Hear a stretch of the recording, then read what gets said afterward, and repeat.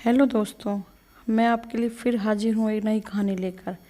कहानी में एक विश्व के महान वायलिन वादक की स्टोरी है जिन्होंने एक शोध किया था सामाजिक प्लेस पर आत्मचिंतन के लिए। आप सभी आत्मचिंतन करेंगे इस कहानी को सुन के। 1 जनवरी की सुबह थी, बहुत सर्दी थी। अमेरिका के वाशिंगटन डीसी को मेट्रो स्टेशन पर एक आदमी वहाँ करीब घंटा भर तक वायलिन बजाता रहा। इस दौरान लगभग 2000 लोग वहाँ से गुजरे। अधिकतर लोग अपने काम से जा रहे थे। उस व्यक्ति ने वायलिन बजाना शुरू किया। उसके 3 मिनट बाद एक अधेड़ आदमी का ध्यान उसकी तरफ गया। उसकी चाल धीमी हुई। वह कुछ पल उसके पास रुका, लेकिन फिर जल्दी जल्दी वहाँ से निकल गया। फिर 4 मिनट बाद वायलिन वादक को पहला सिक्का मिला। एक महिला ने उसकी टोपी में सिक्का और बिना रुके चलती गई। महिला ने उस सिक्के में टोपी में एक सिक्का डाल दिया बिना रुके, और वो चलती गई अपने काम पे। फिर 6 मिनट बाद एक युवक दीवार से सहारे टिककर उसे सुनता रहा। फिर उसका ध्यान अपनी घड़ी पे गया। घड़ी को देखते ही फिर वहाँ से चलता बना। और फिर 10 मिनट बाद एक 3 वर्षीय बालक वहाँ पर रुका, पर जल्दी में था। उसकी माँ उसे खींचते वहाँ से ले गई, घसीटते हुए ले गए। बच्चा मुड़ मुड़ कर फिर भी वायलिन वादक को देख रहा था। ऐसे ही कई बच्चों ने ऐसा किया, रुक रुक के वायलिन वादक को सुना, लेकिन उसके अभिभावक उन्हें घसीटते हुए ले गए। 45 मिनट बाद वह लगातार बजा रहा था। अब तक केवल 6 लोग ही वहाँ पर रुके थे। उन्होंने भी कुछ देर से रुके और सुना और फिर चले गए। लगभग 2 से लेकर 20 लोगों ने सिक्के उछाले और बिना रुके, बिना चाल कम किए वे आगे बढ़ते गए। उस आदमी को कुल मिलाकर $32 मिले।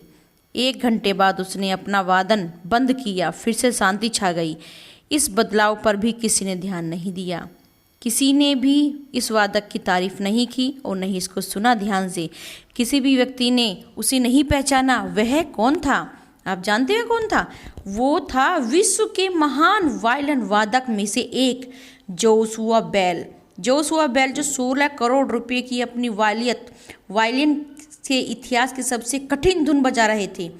मतलब जो 16 करोड़ की धुन थी ना, वो अपनी वायलिन से बजा रहे थे, जो उन्होंने महज 2 दिन पहले ही बोस्टन शहर में एक मंच पर प्रस्तुत की थी, जहां प्रवेश टिकट ही $100, मतलब लगभग 6,500 रुपये का था। यह बिल्कुल सच्ची घटना है।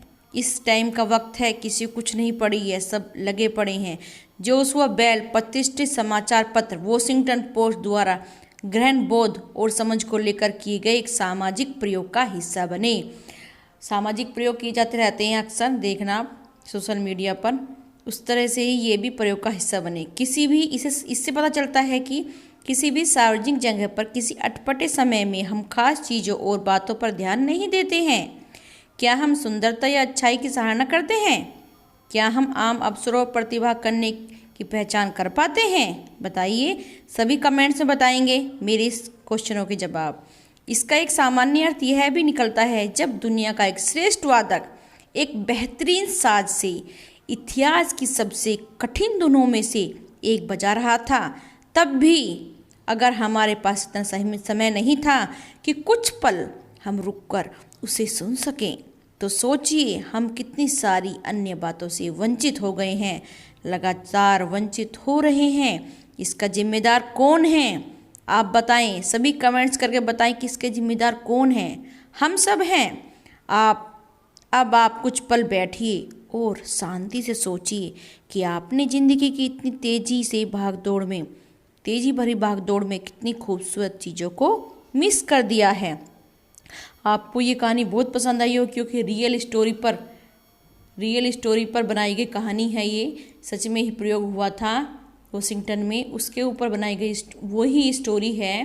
तो इसे अपने जीवन। हेलो दोस्तों, मैं आपके लिए फिर हाजिर हूँ एक नई कहानी लेकर।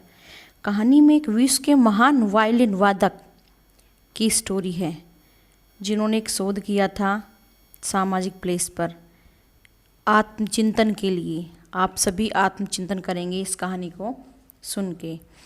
1 जनवरी की सुबह थी, बहुत सर्दी थी। अमेरिका के वाशिंगटन